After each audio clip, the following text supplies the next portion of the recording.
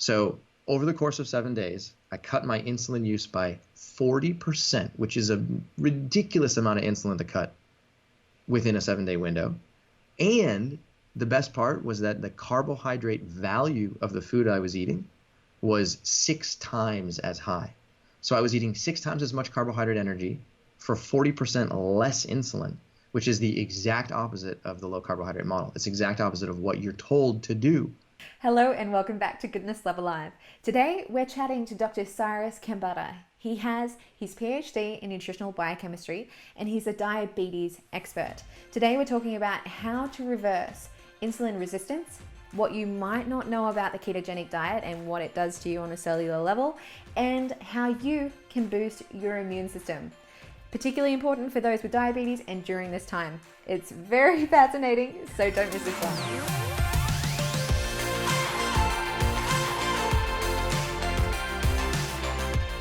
Cyrus, we are so excited to have you on our show tonight. Your time down in Costa Rica, I believe. You're tuning in from. That's exactly right. Coming all the way from Costa Rica. Awesome. We've heard so much about your amazing community, mastering diabetes. We know from the people in our community that people love it, and you get a lot of success. So it's actually quite a privilege to have you on the show. And we want to be talking about everything related to insulin resistance, because we know you've had a personal journey, and we know you obviously help thousands of people reverse their diabetes. So let's just dive deep straight into that. Tell us about how you started on this journey, a little bit about your academic background, and your health journey as well. That would be a great place to start. For sure. So, by the way, thank you for having me on the show. You guys are doing incredible work, and it's a pleasure to be here with you. So I was diagnosed with type 1 diabetes when I was 22. So I was a senior at Stanford University. I was just trying to graduate and move on with my life. And all of a sudden, I started to recognize that I was really thirsty, like incredibly thirsty. So I would drink a glass of water, put it down, and then try and continue my life. And I was like, I got thirstier. So then I would drink another glass, and then I got thirstier and thirstier and thirstier. So in a given day, I would drink something like, between a gallon and a gallon and a half of water, but yet my thirst was increasing. And because I was taking on so many fluids, I would go to the bathroom every 30 minutes like clockwork. And I knew something was terribly wrong. I was also very lethargic to the point where I would eat a plate of food and then I would almost fall asleep at the table. So I picked up the phone, I called my sister, and she's a doctor of osteopathy. And I said to her, hey, these are my symptoms. And she started crying immediately. And she said, Cyrus, drop everything you're doing. Go straight to the health center right now because you're explaining to me that you have type 1 diabetes. And my first response to her was, I was like, Shanaz. Type 1 diabetes? No, I don't have diabetes. Because at that time, I didn't know anything about human health, period, end of story. All I knew was that diabetes had something to do with old people and cake. That's it. And so I was like, come on, I'm young, I'm athletic, I think I eat well. And she's like, Cyrus, I don't have time to explain, just go. So I show up at the health center. They check my blood glucose. A nurse basically takes a finger stick of blood glucose, walks to another room, comes back. And 30 seconds later, I was passed out on the bed. And she walks into me. She goes, how did you get here? And I said, I walked. And she goes, okay, great. We're taking you to the hospital now. And I was like, what is happening to me? So they take me to the hospital. They check me in. They monitor me over the course of 24 hours. They give me fluid in one arm. They give me insulin in the other arm. They bring my blood glucose down. And they explain to me that I developed this thing called type 1 diabetes, which, again, I didn't even know what that still meant. But type 1 diabetes in a nutshell is basically when the insulin producing cells in your pancreas no longer are capable of secreting enough insulin to metabolize the food that you eat. And so I basically developed an insulin deficiency, and I didn't understand how, and they didn't understand how, and that was it right there. While I was in the hospital, they also diagnosed me with 2 other autoimmune conditions. So the first one is Hashimoto's hypothyroidism. The second one is alopecia universalis, which is why I have no hair, no eyebrows, no eyelashes, no ear hair, nose hair, nothing. And then the third one was type 1 diabetes. So I walked out of that hospital the next day with 3 autoimmune conditions, with a prescription for 2 types of insulin, a blood glucose meter, test strips, a carbohydrate counting guide, and a life alert bracelet that said, hey, if you find me passed out on the sidewalk, please call 911. I have diabetes. And so you can imagine at the age of 22, you get diagnosed with all of that. I was nervous. I was confused. and I had no idea what I was supposed to do. So it took me the better part of a year to like really decide that I was going to make positive change. But for the first year, I knew that I had to do something because my blood glucose was out of control. And if I didn't, it was potentially life-threatening. So I listened to the advice of the doctors.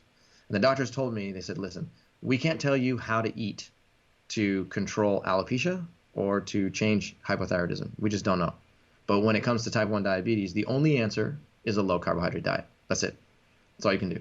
So I was like, great, what does that mean? They said eat meat, chicken, fish, eggs, poultry, bacon, peanut butter, and foods like that, and try to limit your intake of fruits and starchy vegetables, as well as breads and cereals and pastas and things that contain carbohydrates. So I was like, okay, great, no problem.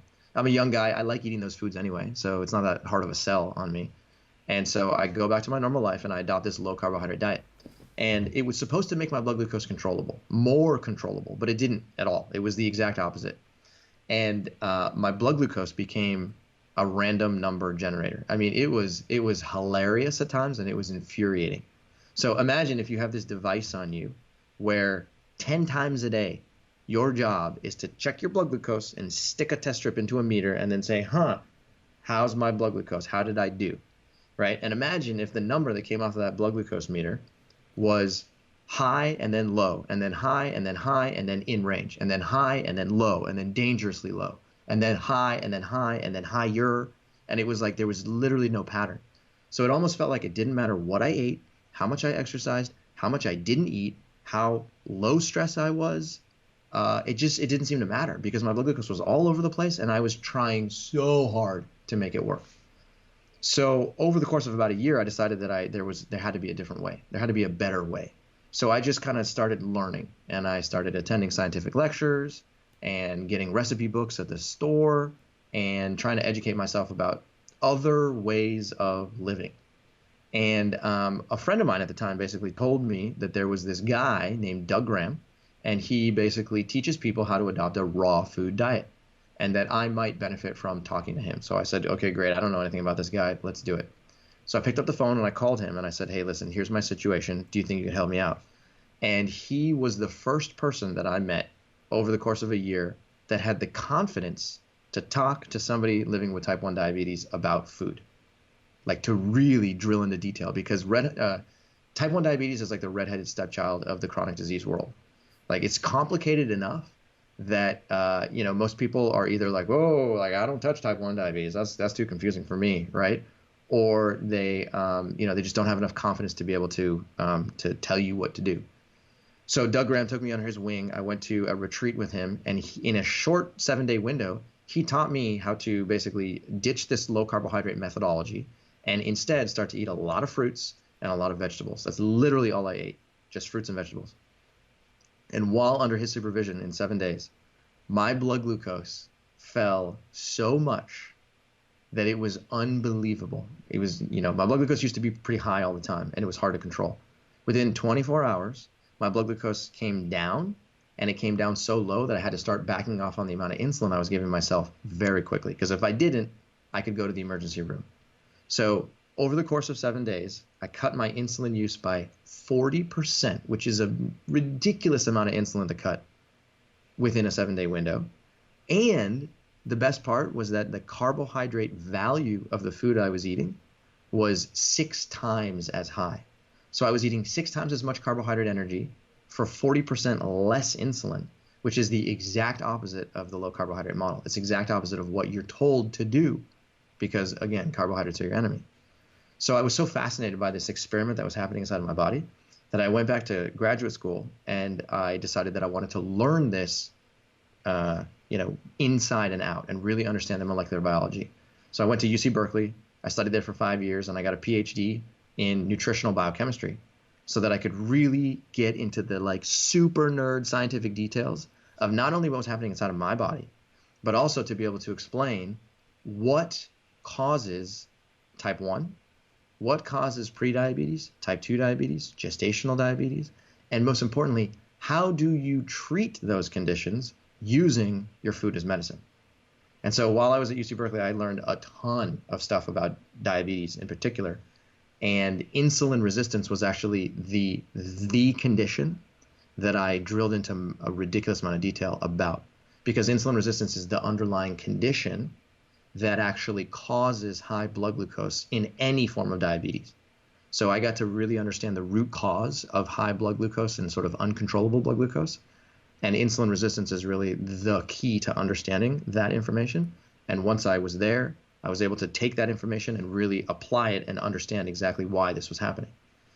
Long story short, at the end of school, I ended up starting Mastering Diabetes, which is a company where we teach people living with all forms of diabetes how to transition to a plant-based diet so they can get the same results that I got, the same results that Robbie, my co-founder, got, and the same results that thousands of other people are also getting in reducing their blood glucose, reducing their cholesterol level, losing weight, and really regaining a metabolic health that they have, they had when they were 5 years old. So it's been an incredibly fun process. Thank you for sharing. What a story. That is wild. It feels like I'm watching a movie. Just I was visualizing it all. You passed out in the hospital, and I had the 80s montage music in the background just watching you.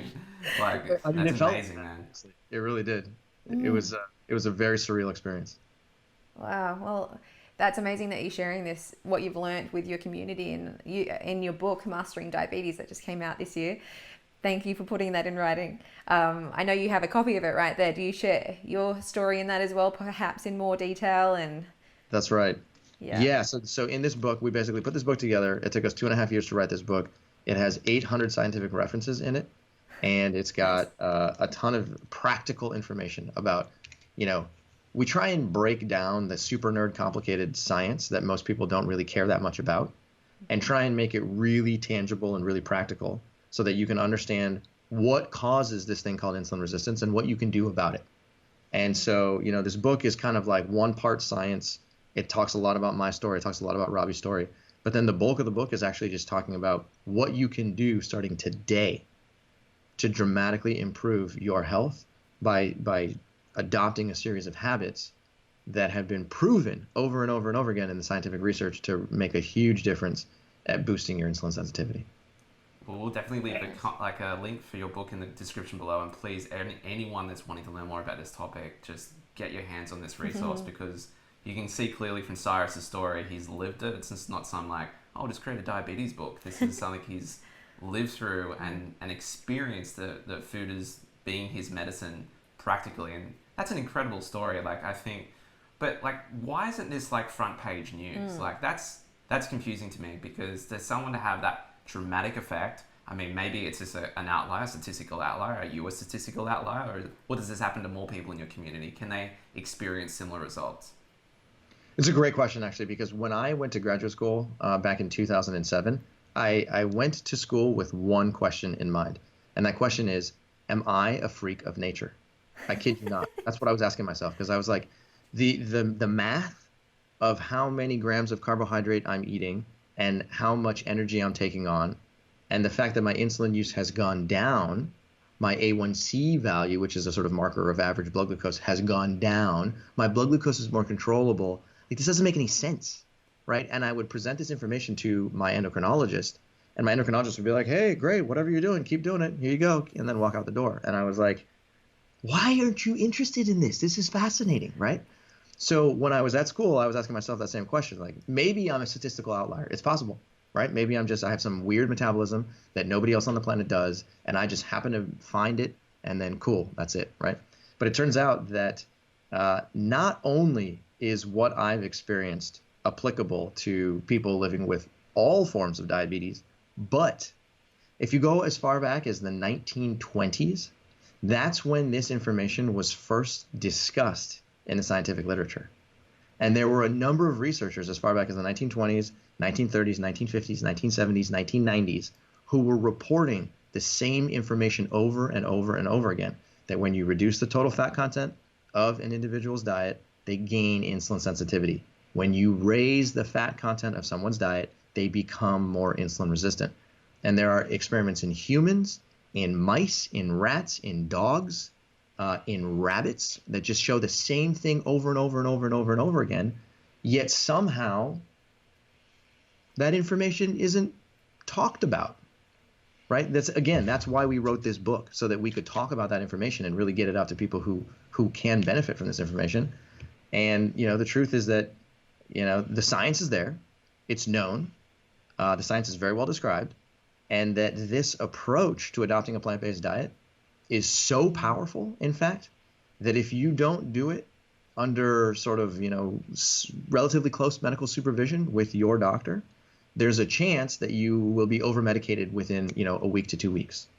And so it's very important that people understand that when they're making this transition towards a plant-based diet, specifically the way that we describe, that, the medications that you currently are taking right now can become so strong that it can cause dizziness. You can become lightheaded, you could pass out. And so we're very clear about the fact that, like, this is not a joke. This is not a joke at all. And it's applicable to literally millions of people around the world. So with so much money wrapped up in this industry, like, diabetes is an absolute epidemic right around the world. And in some countries, for example, Mexico, it's killing so many people. It's ridiculous. Like, it's completely out of control. Obviously, it's big money. Do you think there's some form of... has this information or agenda, has this been suppressed? What's your experience been with that as you've gone through the academic literature? No doubt. Yeah, I think that there is some form of collusion for sure. And, for full clarity, I'm not a conspiracy theorist by any stretch of the imagination. But, it seems odd that the scientific literature that has explained a biological phenomenon, which is very well known in the research world, is literally the exact opposite of what's practiced in the public. That seems odd right off the bat. And then it also seems odd that the price of insulin is increasing dramatically over the course of time, and that there's millions of people who now literally cannot afford insulin because a single vial of insulin costs $600. And even though it costs, fractions of that, maybe $10, $15, $20 to manufacture, it seems odd that the predominant message right now is literally the message that's making people more insulin resistant and more diabetic and increasing healthcare costs. So, I don't know what the agenda is. I don't know who created the agenda. I don't know who's in on the agenda, but I do believe that there is some type of higher level design to feed people confusing information, potentially make them sick, make them be more dependent on, medication over the long term, and turn them into lifelong customers.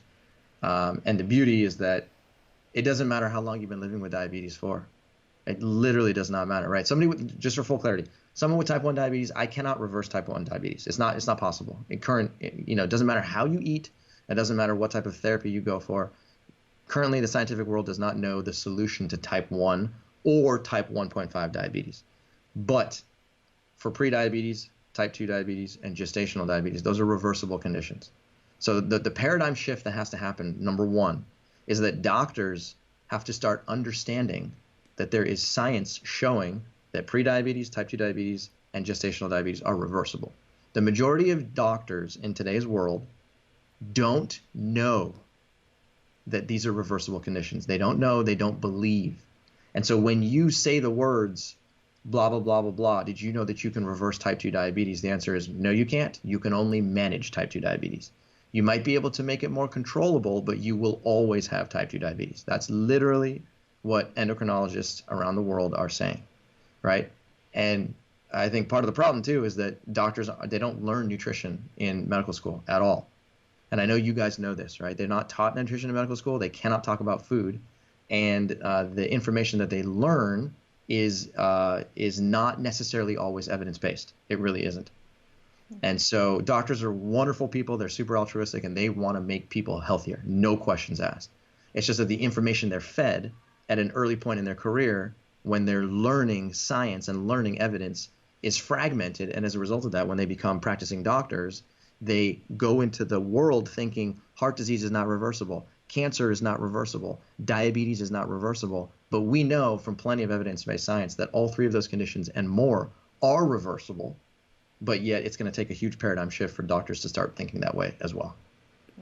Well, thanks for sharing. And I think you're going to have to get your tinfoil hat, Cyrus. No, just kidding. I think that's a very plausible explanation. Moving on, I think you're going to have to get a bit nerdy with us, because I am assuming that your approach letting your community eat carbs and all that sort of stuff has ruffled a few feathers, even within the functional medicine space, which is more obviously it has a higher value on nutrition. So what is the difference in a biochemistry way of someone having a diet that's high fat, high protein versus someone eating carbohydrates? How does that impact them short term and long term on a cellular level that makes your approach actually work long term?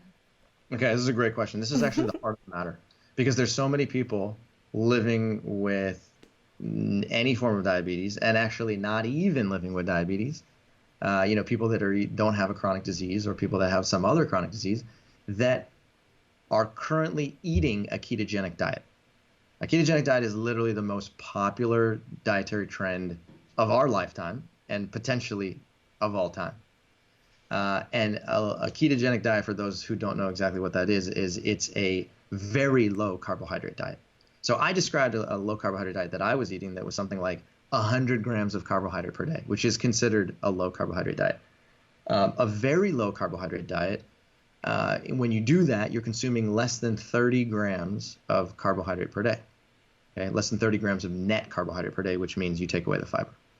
So point being is that the ketogenic philosophy says that carbohydrates are your enemy, and that when you consume carbohydrate-rich food, whether that's from a potato or a banana or a mango, which are considered whole carbohydrate-rich foods, or whether it comes from refined carbohydrates like cookies and crackers and chips and pastries and pastas, okay? Regardless of the type of carbohydrate that you eat, whole or refined, when you consume those foods, the carbohydrate energy actually is causational and creates chronic disease. It creates insulin resistance, it creates diabetes, it creates heart disease, it creates obesity, and it creates high cholesterol. That's the story that we're being told, and that's what the ketogenic philosophy is founded upon.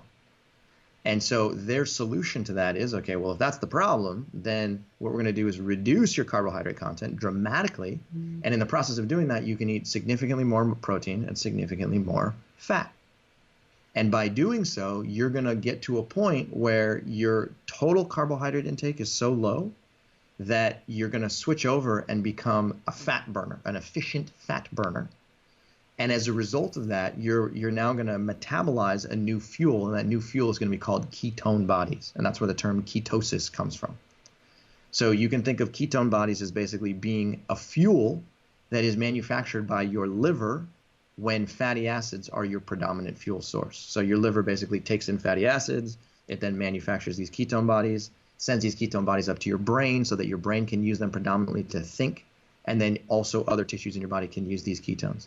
And the philosophy says, reduce your carbohydrate intake, increase your fat and protein intake, and when you do that, you'll become an efficient fat burner, you'll run on ketones, that'll be your predominant fuel, and disease will vanish.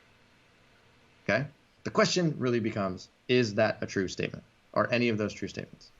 Right? Is there some validity? Is there a lot of validity? Or is there no validity? Now, if you go take a look, if you walk down the street and you asked 100 people who are eating a ketogenic diet to explain what happened to them when they started eating a ketogenic diet, I think you guys might be surprised by what you hear. Okay? It's actually a pretty fun experiment. You hear stories over and over and over again from people who are saying, I lost a ton of weight. I lost 50 pounds, 60 pounds, 100 pounds. Okay? My cholesterol dropped. My blood pressure dropped. Type 2 diabetes went away. My fasting insulin dropped. My fasting glucose dropped. And my triglyceride values dropped. Right? So if you're a doctor and you tell somebody who's you tell somebody who's living with, obesity and or heart disease or diabetes to start eating a ketogenic diet, and 6 months later they come back to you and all of those biomarkers improved, what are you going to think? You're going to think, well, that's a great dietary approach. Like, clearly it's working. Keep doing it, right? And so that's what people do is they say, look, I've lost a ton of weight and I feel so much better, right? Now, if you look into the research and you try and understand, well, what's actually happening under the surface, what you'll find is that the weight loss is actually the first domino in a series of dominoes that then unfolds in their favor.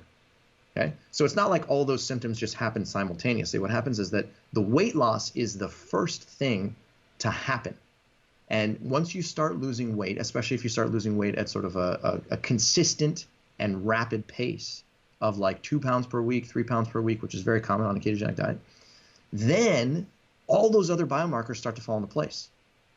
Your A1C value drops, your fasting insulin drops, your fasting glucose drops, your blood pressure drops, your total cholesterol drops, your triglyceride drops, and all of a sudden you look like a completely different person from a metabolic perspective. Now, that's a good thing. All of those improvements are good. And whenever I hear people who have started a ketogenic diet and they've gotten all those improvements, I give them a high five and I say, you know what? You're applying a methodology that's actually pretty challenging to do, because a ketogenic diet is not very easy to perform, and you're getting really good results and you are consistent in your approach. So like, I applaud you 100%. Okay. But the problem here is that when you consume a ketogenic diet, even though the improvements happen and they happen quickly, they're short-term improvements that don't always last.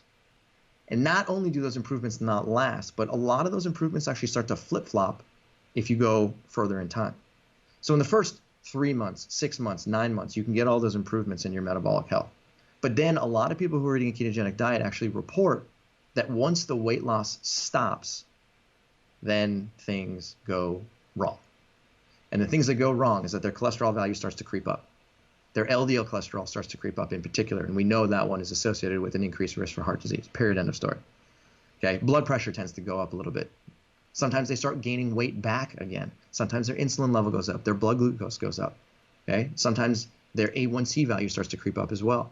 And then in addition to all those sort of like classical biomarkers, which you can measure on a blood test, other things which you can't measure on a blood test also start to appear, such as gas, bloating, constipation, okay, inability to consume foods without abdominal pain, okay, discolorations in their skin, acne, okay, low energy, things that won't show up on a blood test, right? And so this whole collection of symptomology starts to unfold over the course of time. And it can be problematic for people because obviously that's not why they were doing it in the first place. And if you look deeper and you go into the actual biology and you find out what's happening, what you'll find is that specifically in the case of diabetes, by limiting your carbohydrate intake so low, less than 30 grams of net carbohydrate per day, you're not actually reversing insulin resistance, which again is the underlying cause of prediabetes, type 2 diabetes, and gestational diabetes, okay, which affects 92% of the diabetes population. You're not reversing those conditions at all. What you are doing is you are playing the carbohydrate avoidance game. And by playing the carbohydrate avoidance game, what you're doing is you're limiting your carbohydrate intake such that your glucose and insulin appear to be nice and flat. So from a metabolic perspective, when you take a look at the actual blood test, you say, okay, good. My glucose is in range. My insulin is in range. My A1C is in range. That's good. But underlying, if I took a little camera and I stuck it inside of you and I went all the way down and I took a look at what's happening inside of your muscle, what's happening inside of your liver, and what's happening inside of your blood vessels, what I would find is that the increased saturated fat that you've been consuming over the course of time has now caused, not only has it not reversed insulin resistance, it's made insulin resistance worse. In fact, insulin resistance has grown so much that the minute you put something carbohydrate rich into your body, your liver and muscles and blood vessels don't have an opportunity to coordinate actions with each other to be able to metabolize that carbohydrate energy. So as a result of that, what people on a ketogenic diet do is they eat one banana. Imagine eating one banana and checking your blood glucose 2 hours later and seeing a 300 on your blood glucose meter, or seeing a really high number, and then saying to yourself, well, look, Cyrus, I told you carbohydrates are bad for me. I ate one banana and my blood glucose went to a 250 or to a 300. I just proved it to you. Carbohydrates are bad for me, right? And so it sort of reinforces this philosophy that carbohydrates were the villain in the first place. But in reality, what they don't realize is that it's not the carbohydrate's fault. It's not the banana's fault. It's not the potato's fault. In reality, what it is everything else that you're eating, especially the saturated fat intake, that's actually creating a traffic jam inside of your muscle and liver, that's preventing those two tissues from metabolizing glucose when carbohydrate comes around. So if you could reverse this whole system, the simple way to reverse it is to say, okay, great, let me unclog the traffic jam inside of my liver and muscles and make it such that when carbohydrate appears, when glucose appears, then my liver and muscle are able to take glucose out of the blood, metabolize that glucose, and burn it for energy or store it for later use. And until you get to that point, you will never be able to metabolize carbohydrates. You'll always be pointing a finger at them saying, bad carbohydrates. I knew you were bad for me. I knew you were bad for me. But in reality, the truth is that the carbohydrates are never to blame in the first place. It's this increased total fat, and especially saturated fat, that caused the insulin resistance problem in the first place. Does that make sense? It makes a lot of sense. Thank you, Cyrus. What a great explanation. So say someone's watching right now and they're just like, oh dear, I've been doing a keto diet for some time now. What situation have I put myself in, and how do I get myself out of it? Because I'm that person with the banana with the like gut pain. I can't eat anything now that resembles a carb. What is the pathway out for someone that has created this cascade in their body? Okay, this is a great question because there's a lot of people that are in that situation, and the answer is, let's create a path, right? You have point A and point B. Point A is I'm living with insulin resistance. I'm eating a ketogenic diet. I don't really eat that much plant material. I don't eat that much fiber. I'm eating predominantly, fat-rich foods and protein-rich foods. And when I eat a carbohydrate, anything, I blow up, right? Point B is the exact opposite, which is I eat a lot of plant material. I can process it very efficiently. I don't get gas. I don't get bloating. I don't get constipated. I feel great. I have plenty of energy. Everything's fine. Okay. The question is, how do you get from point A to point B, right? And the answer is, it depends on how long you've been eating a ketogenic diet, number one. It depends on the status of your microbiome. It depends on how insulin resistant you are. It depends on how overweight you may be, if overweight at all, okay? So in the worst case scenario, we've dealt with people who have been eating a ketogenic diet for, call it 2 years, which is about, it's a pretty long period of time to be on a ketogenic diet, maybe 3 years maximum. So people have been eating this way, and then they come to us and they say, guys, I'm super low energy. My blood glucose is actually very well controlled, but it's just tough. I don't have energy when I wake up in the morning. I can't play sports the way I want to play. And I feel like I'm missing something. Like, what is it? Help me out, right? So we've taken people in that particular situation, and we've transitioned them to a low-fat, plant-based whole food diet by slowly integrating more plant material. And we slowly integrate more plant material, usually starting out with lower glycemic foods. We're not a huge fan of the glycemic scale in general, but in this particular situation, you start with lower glycemic foods that are non-starchy vegetables like tomatoes and cucumbers and broccoli and cauliflower and cruciferous vegetables, and then things like beans and lentils and peas. Okay, so these are sort of like lower glycemic carbohydrate-rich foods. Then over the course of time, what these people do as their blood glucose starts to improve, maybe they'll start to lose a little bit of weight, maybe they'll start to feel a little bit more energy, they then are going to earn the ability to eat more fruit and eat more potatoes in particular, okay? Because those are starchy carbohydrates and or fruit, which tends to be a quicker acting version of carbohydrate. So we start people out with mainly starchy vegetables and legumes and maybe like 2 to 3 servings of fruit per day. And then over the course of the first month, they go from 2 to 3 servings of fruit all the way upwards of 10 servings of fruit as their non-starchy vegetable and legumes can kind of decrease. So it kind of becomes a flip-flop to a certain extent.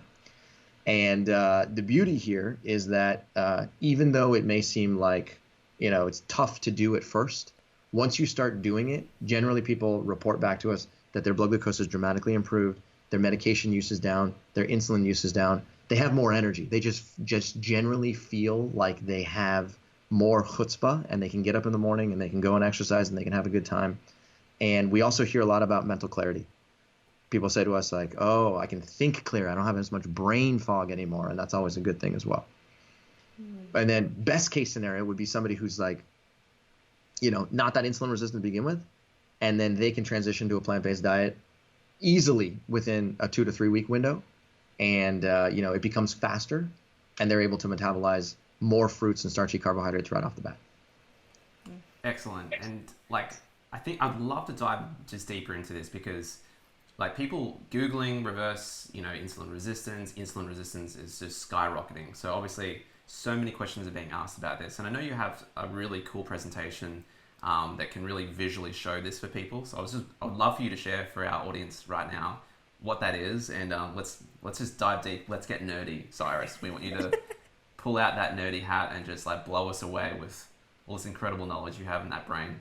Let's get nerdy. I love getting nerdy. Okay, here we go. Can you see my screen right now? Yeah. We got it. All right.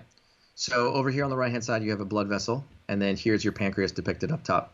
On the left-hand side, you have your liver on the bottom and your muscle on the top.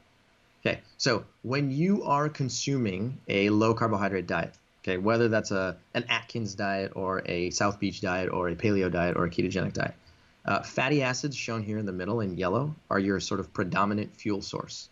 So you're eating a lot of fat-rich foods. You're not eating very many carbohydrate-rich foods, and therefore your glucose level in your blood is quite low.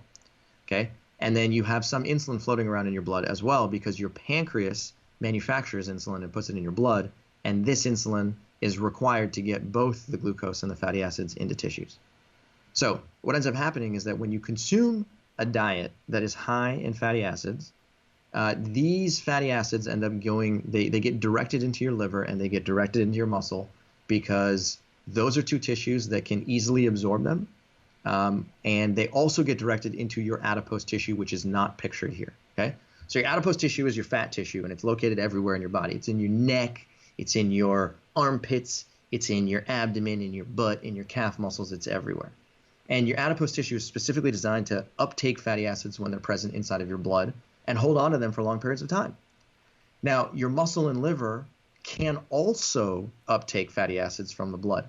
The problem is that neither your muscle nor your liver were designed to store large quantities of fatty acids at any given moment in time, because those two tissues are actually mainly glucose responsive tissues, and they're designed to run and store and burn glucose predominantly and only hold on to small amounts of fatty acids. So when you're eating a low carbohydrate diet, then these fatty acids become the predominant fuel source, and a lot of them go into your liver and a lot of them go into your muscle. Now, in this particular situation, as soon as you eat anything that's got glucose inside of it, again, carbohydrate-rich foods, insulin goes to the door of your muscle and goes to the door of your liver, and insulin has one role. Insulin has 1,000 roles. But one of the most important roles is insulin knocks on the door of your muscle and goes, knock, knock, I got some glucose in the blood. Do you want to take it up? And the muscle can respond by either saying, sure, give me that glucose, or no, I don't want that glucose right now. In this particular situation, when fatty acids have become the predominant fuel source and they have increased in their concentration and their appearance inside of the muscle is basically overwhelmed with an excess quantity of fatty acids. So in that situation, when insulin says, knock, knock, I got glucose, the muscle responds by saying, nope, sorry, can't take it up right now. I can't take it up right now because I got so much of this fatty acid stuff. Let me burn this stuff first. And then once this stuff becomes less prevalent, I can then take up more glucose. And your liver also responds by saying the exact same thing. So glucose, as a result of that, ends up getting trapped inside of your blood. Insulin is the signal to get glucose into the muscle and liver. And insulin says, hey, glucose, sorry, I can't really do much for you right now because these two tissues aren't listening to me. These two tissues are, quote unquote, insulin resistant. They are resistant to my signal. They are rejecting my signal. They are not wanting to listen to my signal. And so as a result of that, your liver and muscle, who have created this state of insulin resistance to protect themselves from more stuff coming inside of them, are now not paying attention to insulin. And as a result of that, glucose begins to pool inside of your blood. And so, like we talked about earlier, you can have something as small as one banana, or you can have a small plate of papaya, or maybe a plum or a nectarine. And even a small amount of carbohydrate energy can overwhelm your muscle and liver such that neither one of them is able to take up the glucose that's present inside of that fruit. And then the glucose pools in your blood, gets trapped in your blood, and then therefore you end up with high blood glucose. So if we go further down the road, When your glucose pools inside of your blood, your pancreas responds by saying, hey, you know what? I can make more insulin. Because if I make more insulin, then maybe I can just overpower the muscle and overpower the liver into taking up this glucose that's floating in the blood. So that's what it does. It then starts to secrete an excess amount of insulin. And this right here refers to a hyperinsulinemic state. So hyperinsulinemic is just a fancy scientific way of saying excess insulin in your blood. Hyperglycemic means excess glucose in your blood. And then hyperlipidemic means excess fatty acids in your blood. So the thing about insulin resistance that's actually really fascinating is that insulin resistance is characterized by not one, not two, but three issues that you see on the screen right now. Number one, excess glucose in your blood. Number two, excess insulin in your blood. And number three, excess fatty acids in your blood simultaneously. And this is the problem. This is why blood vessels become atherosclerotic over the course of time. This is why your cholesterol level can easily go up, especially your LDL cholesterol, on a ketogenic diet. This is why blood vessels become stiff and blood pressure goes up. This is why your liver and muscles start to become insulin resistant over the course of time and can no longer uptake glucose. So this whole situation starts to spin out of control very quickly, and the entire premise is founded on the fact that your original diet contained too much fatty acids, and when you reduce your fatty acid intake, then your life unfolds in a much different way. That was the clearest Yeah. explanation of that mechanism that we've heard yet. So thank you for that. Thank you. I just made it up last time. So people that are I found it interesting, people just don't all of a sudden, particularly type 2 diabetes just turn up and all of a sudden discover they've got diabetes. It's a gradual process that takes... Well, for type 2, obviously, type 2, not like type 1, your yeah. story. For type 2, that's why it's specific around that. And that's really one of the major epidemics, which is still going quite, almost logarithmic, and particularly in the developing world. Why does this, where has this started? Is there something to do with our, because our function in our microbiome? Is there something that, the last 10,000 years, the way we've eaten, and now we're eating in a different way? What is specifically food's role in this? The modern food, like that we're obviously consuming now, compared to our ancient foods as we were hunter-gatherers. What's shifted and what's changed, and what do you think is some of the key underlying factors that we're seeing this exponential rise in type 2 diabetes? And I mean pre-diabetes, before we get to this point when someone realizes that there's actually a problem. Yeah, it's a great question. You guys are the gut health experts, and you guys know just as well as anybody else that your gut is directly connected to practically every organ system in your body. And as a result of that, when you have a gut microbiome, when you have dysbiosis, that can cause a number of problems. It can cause problems with your brain, with your heart, with your blood vessels, with your liver, with your kidney, with your muscle tissue, you name it. The question is, what is it that has changed over the course of the last, call it 50 years, 100 years, 200 years, that has gotten humans to be so diseased? Diabetes is just sort of one collection of symptoms that people are now suffering from. It happens to be like the 7th leading cause of death, period. But the point is that the foods that we are eating as a society have dramatically changed over the course of time and have led to an increased rate of overall chronic disease. Diabetes happen to be one of those. Okay. So if we go backwards 200, 300, 400 years in time and try and find out, well, what the heck were people eating back then when there was less disease? What would you find? Right? Number one, the question is it true that people had less disease 200, 300, 400 years ago? And the answer is, oh, heck yes, they did. Okay. And part of the reason is because they had less access to highly processed and industrialized food. Okay. In the world in which we live today, the availability that you and I have to packaged and processed and hyper processed food is unprecedented. Okay? Anywhere you go, whether it's a good grocery store, whether it's a convenience store, whether it's a restaurant, whether it's a 7-Eleven, it doesn't really matter. Any of these locations have and sell hyper processed food because A, it's cheap, and B, they can profit generously off of it. Okay? So Is it the restaurant's fault? Is it the grocery store's fault? Well, not really, to be perfectly honest. Is it the food manufacturer's fault? Yes, no question. Okay, food manufacturers are not your friends. They never were your friends, and they never will be your friends, okay? The majority of food manufacturers, all they really care about is money. They care about their bottom line. And in order to make a lot of money, they use cheap ingredients, synthetic materials, and a lot of texturizers and fillers that add a lot of flavor and particular textures such that you get a very strong dopamine hit inside of your brain the minute that food hits your tongue.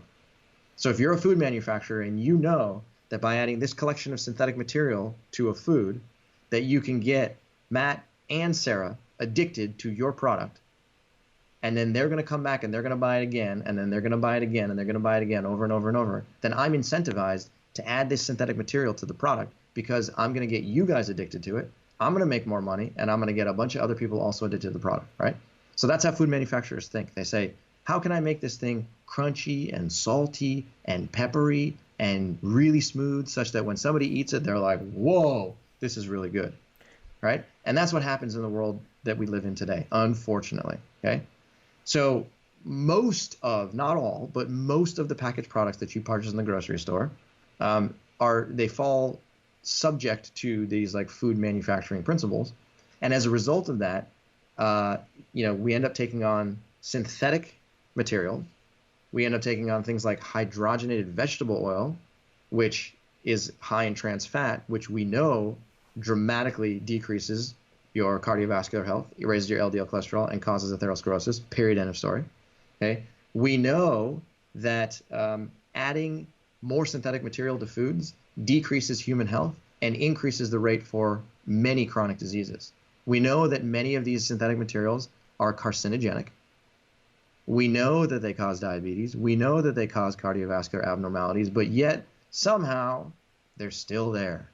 And somehow the government doesn't take a stance and say, you know what, you're not allowed to add any of those yellow number 43s and,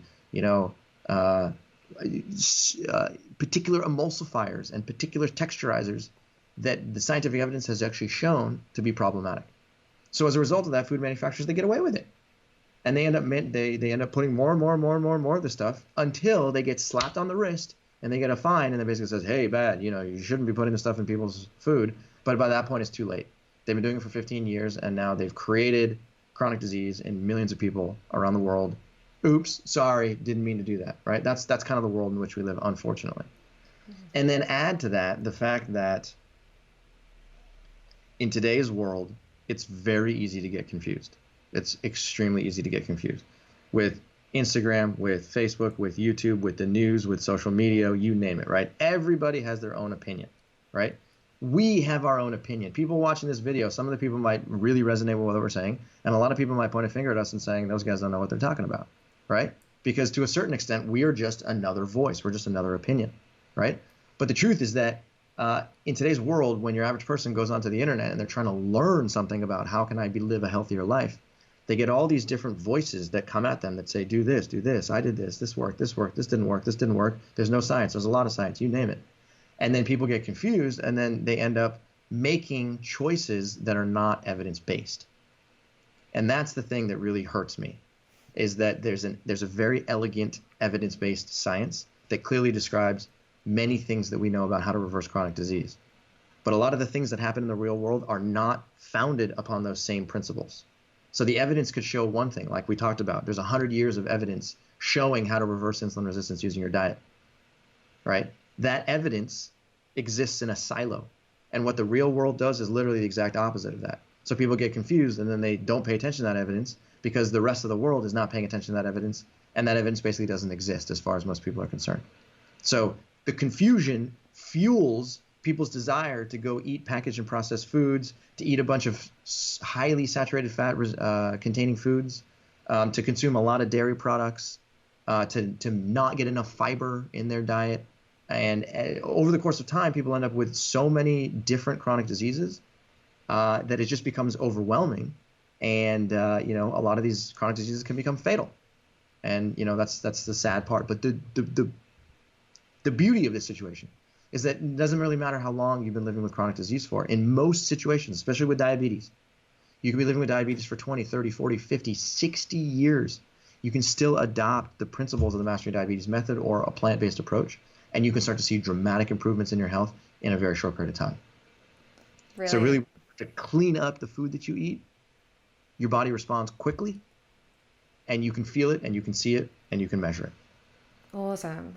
I know that you'll go into all of the details of the protocol, I suppose, of reversing diabetes in your book, Mastering Diabetes. But for our audience now, you just highlighted some, having fiber, whole food, decrease this processed food, don't eat food that isn't even food, which should sound like a no-brainer, but with our culture, obviously, we're all just stuck in eating whatever the grocery store gives us, so we eat it. But it's interesting. Before this call started, we were talking about how a lot of your protocols in Mastering Diabetes is actually relevant for today with boosting the immune system and supporting that immune system.